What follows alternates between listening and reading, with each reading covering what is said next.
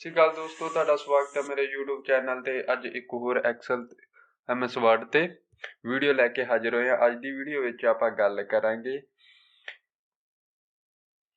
Notebook page ਕਿਵੇਂ design ਕਰਦੇ ਹਾਂ ਆਪਾਂ MS Word ਦੇ ਵਿੱਚ। ਇਹ ਅੱਜ ਆਪਾਂ ਸਿੱਖਾਂਗੇ। ਜੇ ਤੁਹਾਨੂੰ ਇਹ ਵੀਡੀਓ ਪਸੰਦ ਆਈ, ਵੀਡੀਓ ਨੂੰ ਲਾਈਕ ਸ਼ੇਅਰ ਕਮੈਂਟ ਜ਼ਰੂਰ ਕਰਨਾ। ਜੇਕਰ ਮੇਰੇ ਚੈਨਲ ਤੇ ਪਹਿਲੀ ਵਾਰ ਆਇਆ ਤਾਂ ਚੈਨਲ ਨੂੰ ਸਬਸਕ੍ਰਾਈਬ ਜ਼ਰੂਰ ਕਰਨਾ। ਚਲੋ ਆਪਾਂ ਹੁਣ ਇੱਕ ਨਿਊ ਪੇਜ ਓਪਨ ਕਰ ਲੈਂਦੇ ਹਾਂ। ਉਸ ਤੋਂ ਬਾਅਦ ਤੁਸੀਂ ਇਹਦਾ ਲੇਆਊਟ ਤੇ ਜਾਣਾ ਜੀ। ਮਾਰਜਿਨ ਨੂੰ ਕਰਾਂਗੇ ਨੈਰੋ।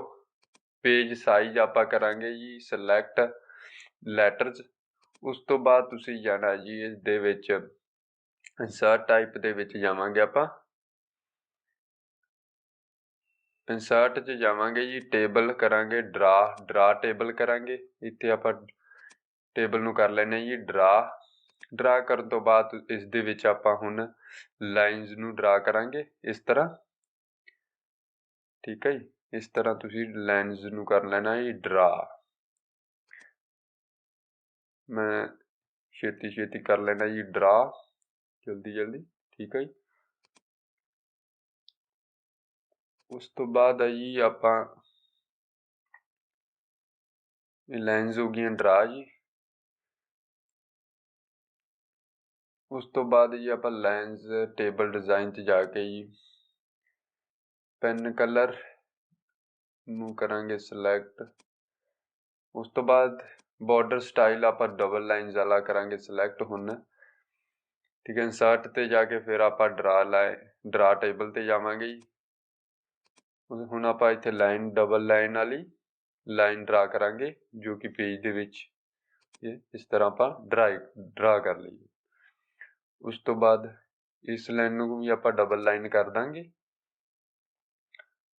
ਹੁਣ ਇਸ ਨੂੰ ਆਪਾਂ ਸਿਲੈਕਟ ਕਰ ਲੈਣੇ ਜੀ ਸਾਰੇ ਨੂੰ।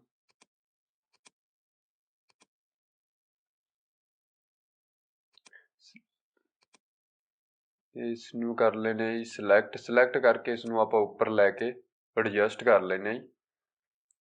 ਇਸ ਤਰ੍ਹਾਂ ਆਪਾਂ ਸਾਈਜ਼ ਇਹਦਾ ਇਨਕਰੀਜ਼ ਕਰ ਲੈਣੇ ਸਾਈਡ ਤੇ ਪੂਰਾ। ਹੁਣ ਇਸ ਨੂੰ ਸਿਲੈਕਟ ਕਰਕੇ ਆਪਾਂ ਉੱਪਰ ਥੋੜਾ ਜਿਹਾ ਸਾਈਜ਼ ਇਨਕਰੀਜ਼ ਕਰ ਲੈਣੇ।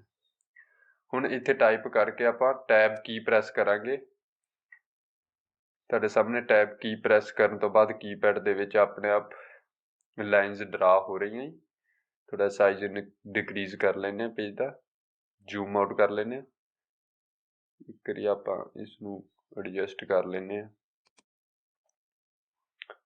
ਤੇ ਦੂਸਰੇ ਪੇਜ ਇਸ ਨੂੰ ਆਪਾਂ ਥੋੜਾ ਜਿਹਾ ਸਾਈਜ਼ ਡਿਕਰੀਜ਼ ਕਰਦੇ ਹਾਂ। ਇਹ ਇੱਕ ਪੇਜ ਦੇ ਵਿੱਚ ਐਡਜਸਟ ਹੋ ਗਿਆ। ਹੁਣ ਇਨਸਰਟ ਦੇ ਵਿੱਚ ਜਾਵਾਂਗੇ ਜੀ, ਸ਼ੇਪ ਡਰਾ ਕਰਾਂਗੇ ਆਪਾਂ। ਡੇਟ ਤੇ ਪੇਜ ਵਾਲਾ ਕਾਲਮ ਬਣਾਉਣੇ ਆ, ਸ਼ੇਪ ਬਣਾਉਣੇ ਆ। ਇਸ ਰਾਈਟ ਕਾਰਨਰ ਤੇ ਆਪਾਂ ਸ਼ੇਪ ਡਰਾ ਕਰਾਂਗੇ ਇਸ ਤਰ੍ਹਾਂ। ਸ਼ੇਪ ਡਰਾ ਕਰਨ ਤੋਂ ਬਾਅਦ ਜੀ ਐਡ ਟੈਕਸਟ ਕਰ ਦਿੰਦੇ ਆਪਾਂ ਇਹਦੇ ਵਿੱਚ। ਇੱਥੇ ਡੇਟ ਟਾਈਪ ਕਰਨ ਵਾਸਤੇ ਆਪਾਂ ਡੇਟ ਲਿਖਦੇ ਹਾਂ। ਮੈਂ ਡੇਟ ਟਾਈਪ ਕਰ ਲੈਣਾ, ਜੋ ਪੈਟਰਨ ਹੁੰਦਾ ਹੈ ਆਪਾਂ ਪੈਟਰਨ ਦੇ ਲੈਂਦੇ। ਡਾਟ ਨਹੀਂ, ਇੱਥੇ ਆਪਾਂ ਸਲੈਸ਼ ਵੀ ਪਾ ਦਿੰਦੇ ਹਾਂ।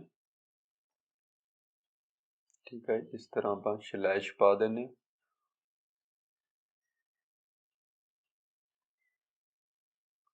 ਡਾਟ ਪਾ ਦਿੰਦੇ ਹਾਂ। ਉਸ ਤੋਂ ਬਾਅਦ ਪੇਜ ਨੰਬਰ ਜਾਂ ਤੁਸੀਂ ਪੇਜ ਇਕੱਲਾ ਵੀ ਪਾ ਸਕਦੇ ਹੋ। ਮੈਂ ਇੱਥੇ ਪੇਜ ਲਿਖ ਦਿੰਦਾ। ਉਸ ਤੋਂ ਬਾਅਦ ਡਾਟ। ਉਸ ਤੋਂ ਬਾਅਦ ਇਹਨੂੰ ਸਾਰੇ ਨੂੰ ਕਰ ਲੈਣੇ ਜੀ ਸਿਲੈਕਟ। ਟੈਕਸਟ ਨੂੰ ਕਰ ਲੈਣੇ ਜੀ ਸਿਲੈਕਟ ਕਰਨ ਤੋਂ ਬਾਅਦ ਕਲਰ ਇਹਨੂੰ ਚੂਜ਼ ਕਰ ਲੈਣੇ ਜੀ ਬਲੈਕ। ਜੇ ਸਿਲੈਕਟ ਨਹੀਂ ਹੋਇਆ ਜੀ, ਦੁਬਾਰਾ ਆਪਾਂ ਕਰ ਦੇਣੇ ਜੀ ਸਿਲੈਕਟ ਕਲਰ। ਦੁਬਾਰਾ ਸਿਲੈਕਟ ਕਰਦੇ, ਕਲਰ ਨਹੀਂ ਚੇਂਜ ਹੋਇਆ। ਆਪਾਂ ਟੈਕਸਟ ਨੂੰ ਕਰਦੇ ਹਾਂ, ਸ਼ੇਪ ਨੂੰ ਕਰਦੇ ਜੀ ਨੋ ਫਿਲ ਤੇ ਆਊਟਲਾਈਨ ਕਰ ਦਿੰਦੇ ਜੀ ਬਲੈਕ ਰੈੱਡ ਕਲਰ ਦੀ, ਔਰ ਵਿਡਥ ਵੀ ਕਰ ਦਿੰਦੇ ਜੀ ਇਨਕਰੀਜ਼। ਆਪਣਾ ਵਾਈਟ ਹੀ ਰਹਿ ਗਿਆ ਟੈਕਸਟ। ਹੁਣ ਆਪਾਂ ਇਹਨੂੰ ਸਾਰੇ ਟੈਕਸਟ ਨੂੰ ਕਰਦੇ ਜੀ ਸਿਲੈਕਟ ਤੇ ਕਲਰ ਕਰ ਦਿੰਦੇ ਜੀ ਚੇਂਜ। ਇਹ ਤੋਂ ਬਲੈਕ ਕਲਰ ਨੂੰ ਕਰਦੇ ਜੀ ਸਿਲੈਕਟ। ਤੁਹਾਡੇ ਸਾਹਮਣੇ ਇਹ ਡਿਜ਼ਾਈਨ ਹੋ ਗਿਆ। ਜੋ ਬਲੂ ਕਲਰ ਦੀ ਲਾਈਨਸ ਆ ਉਹ ਤੁਹਾਨੂੰ ਸ਼ੋ ਕਰ ਰਹੀ ਹੈ ਥੱਲੇ ਨੀਚੇ। ਤੁਸੀਂ ਬਲੂ ਕਲਰ ਵਾਲੇ ਨੂੰ ਕੱਲੇ ਨੂੰ ਕਰ ਲੈਣਾ ਜੀ ਸਿਲੈਕਟ, ਥੋੜਾ ਜਿਹਾ ਸਿਲੈਕਟ ਨਹੀਂ ਹੋ ਰਿਹਾ, ਠੀਕ ਹੈ ਜੀ। ਸਿਲੈਕਟ ਕਰਦੇ ਹਾਂ ਜੀ ਆਪਾਂ, ਦੇਖੋ ਜੀ ਸਿਲੈਕਟ ਹੋ ਗਿਆ। ਇਸ ਤੋਂ ਬਾਅਦ ਰਾਈਟ ਕਲਿੱਕ ਕਰਨ ਤੋਂ ਬਾਅਦ ਇਗਨੋਰ ਵੰਸ ਕਰ ਦਾਂਗੇ, ਇਗਨੋਰ ਵੰਸ, ਇਹ ਰਿਮੂਵ ਹੋ ਜਾਊਗਾ। ਉਸ ਤੋਂ ਬਾਅਦ ਨੀਚੇ ਆਪਾਂ ਸਿਗਨੇਚਰ ਵਾਲਾ ਐਡ ਕਰਦੇ ਹਾਂ, ਇੱਕ ਸ਼ੇਪ ਡਰਾ ਕਰਦੇ ਹਾਂ ਜੀ, ਸ਼ੇਪ ਡਰਾ ਕਰਦੇ ਹਾਂ। ਰਾਈਟ ਕਲਿੱਕ ਕਰਕੇ ਆਪਾਂ ਇਸ ਦੇ ਵਿੱਚ ਟੈਕਸਟ ਐਡ ਕਰਦੇ ਹਾਂ, ਸਿਗਨੇਚਰ ਮੈਂ ਟਾਈਪ ਕਰ ਲੈਣਾ ਜੀ।